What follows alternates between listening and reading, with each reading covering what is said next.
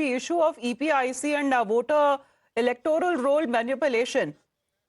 That has been the issue that both BJP and the Congress and the TMC has raised. Let's cross live to the parliament.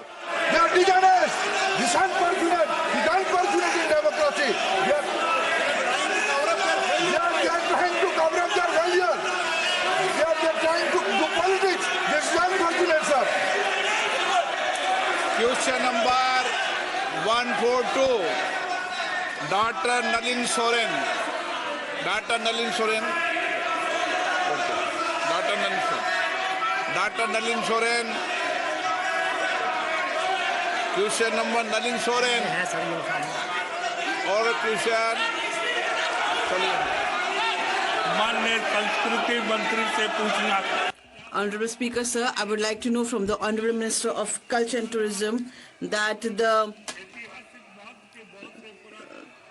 there are a lot of protests that are taking place in the Lok Sabha as far as the Union Minister Dharmendra Pradhan was speaking, but there are multiple issues on part of the issues that are being raised by the opposition, in particular if the issue is being raised on part of the DMK as far as the NEP issue is also concerned. But right now we are looking at multiple issues in the second leg of the budget session that has now been taken up by the opposition. And talking of protests there, on the floor of the House and outside the Parliament, both that are now taking place. Let's go back to Nyamika on that, because Nyamika, rarely we've seen the Congress and the TMC coming together on the same issue, and this time it is of manipulation of electoral rolls, something they say that the Election Commission has admitted to it.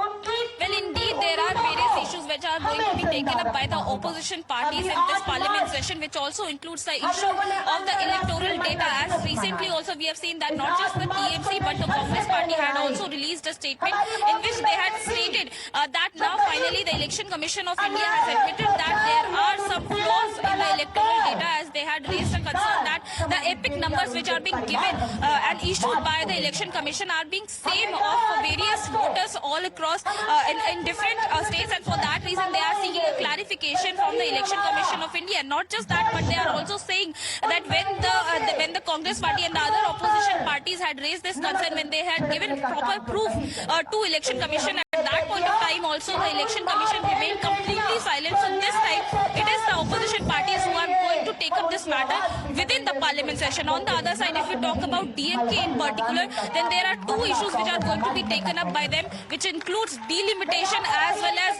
the language row which is going on. On the other side, it is right now the Mahila Congress protest which is going on here at Jantar Mantar. You can see in the visuals as well that the Mahila Congress members from different states have gathered here at please आप rules जानते हैं, आप जानते हैं। Please माननीय Pramod Tiwari ji, please आप already suspended थे rules. Please आप माननीय Derek ji, I have already suspended rules. Please माननीय Derek ji, please nothing is going on record. माननीय Pramod Tiwari, Shrimati Jebi Mather Hisham demand for measures to ensure their remuneration and social security to ASHA workers to Kerala. Please speak on the subject. That will go on the record only. Please. JB Mathur Hisam, please. Dr. Sikandar Kumar, demand for construction of tunnel in Pani Valley of Chamba, Himachal Pradesh. धन्यवाद sir, आपने बहुत महत्वपूर्ण विषय पर बोलने का अवसर दिया, उसके लिए बहुत बहुत आभार। महोदय, मैं आपके माध्यम से भारत सरकार के ध्यान में हिमाचल प्रदेश के जिला चंबा की अति दुर्गम घाटी पांगी में सुरंग निर्माण करवाने संबंधी विषय लाना चाहता हूं। उपाध्यक्ष महोदय, हिमाचल की भौगोलिक परिस्थितियों से सभी भली भांति परिचित हैं। आदरणीय अध्यक्ष जी, जिला चंबा की पांगी घाटी का मुख्यालय चंबा है और यहाँ आने जाने में 1 minute.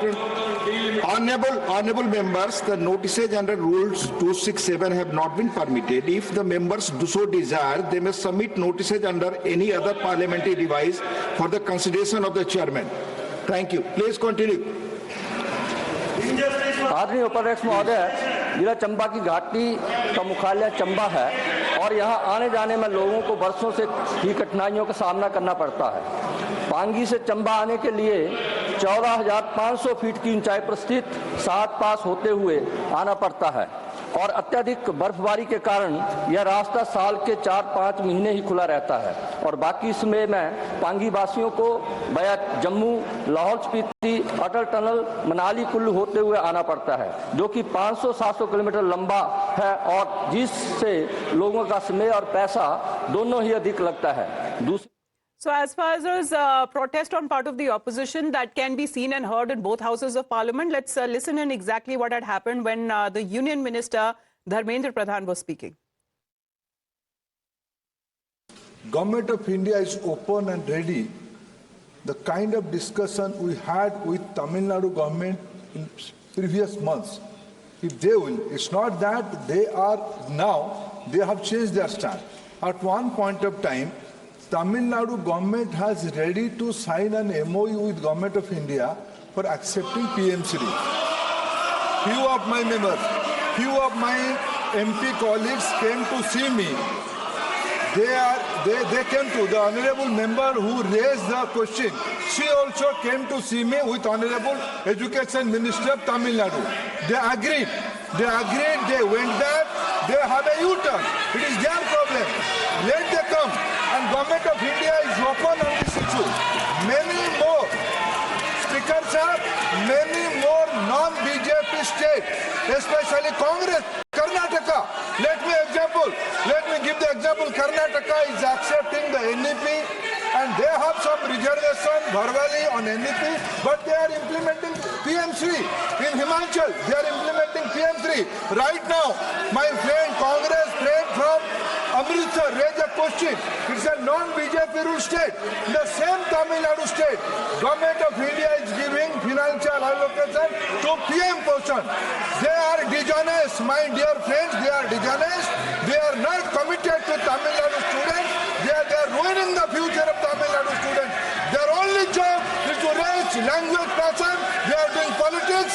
They are doing mischief. This is unfortunate in the federal state. They can't put allegation against Government of India. They are misleading nation.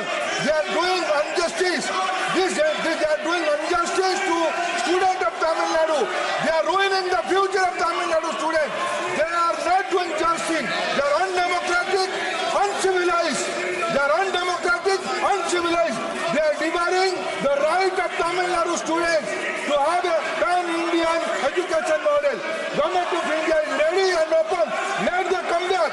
What they have promised, I can quote the date. On 15th March, they are saying the MOU. Why is that account? Let the tell. Why is that account?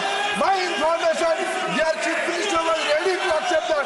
Some super chief minister, some new person came up. My dear sister Kani Modi is here.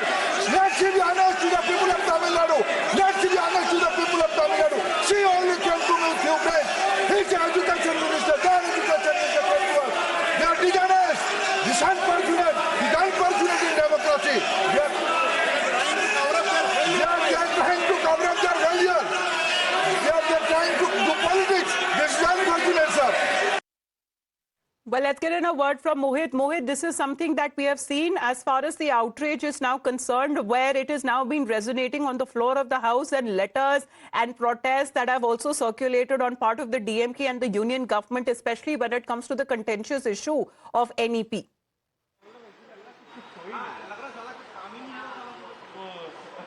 Well, yes, in fact, and the government has been saying this, that the Tamil Nadu government is playing politics, the centre and the BJP has been saying this on the issue of the NEP, and they say that they are ready for discussion, but we know for a fact that how the Tamil Nadu government and specifically MK Stalin, the Chief Minister of Tamil Nadu, on various occasions have come out and stated that the centre is trying to impose Hindi in the state of Tamil Nadu in the form of NEP 2020 with 3-language formula.